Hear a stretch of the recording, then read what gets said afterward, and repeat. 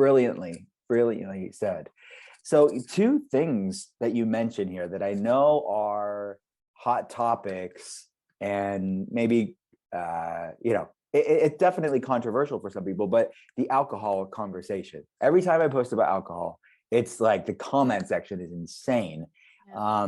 So what's the problem that you're seeing with alcohol out there when it comes to its implication with false anxiety?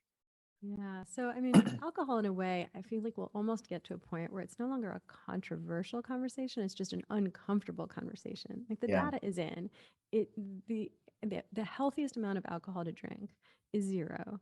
And when it comes to longevity and brain health and cancer risk and mood and sleep quality.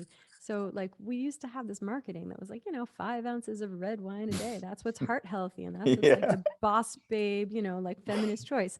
And the fact, and my friend Holly Whitaker wrote an incredible book on this called Quit Like a Woman. Like that was marketing, and it was biased. It was funded by the wine and spirits industry. And so, we always have to follow the money and know who's telling us our public Yeah. health messaging. So basically, with anxiety, it's so important to understand the neurotransmitter GABA. We talk a lot about serotonin, like that's the one that's we've been indoctrinated with to think about when it comes to mental health. I think it was like in the 90s where there was Hmm. Zoloft commercials and there were like bubbles of serotonin. They're like, oh, your serotonin is low. Take this pill and, get the healthy level of serotonin again, as if mental health could ever be so simple. You're right. But GABA is an equally important neurotransmitter when it comes to anxiety. It is our primary inhibitory neurotransmitter of the central nervous system. And to translate that into English, it basically means it's the neurotransmitter that helps us feel calm, that helps us feel like we're okay and we're going to be okay. And I think GABA is an endangered species of modern life.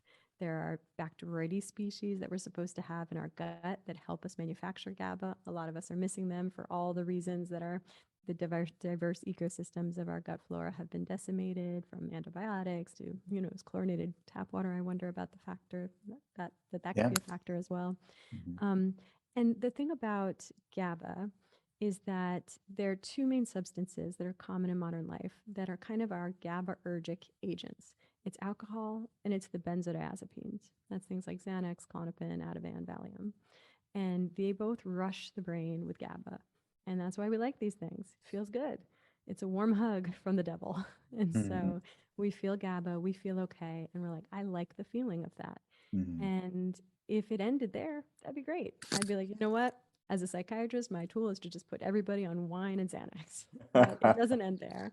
And the problem is that the brain is not so interested in whether or not we're relaxed. It's interested in survival.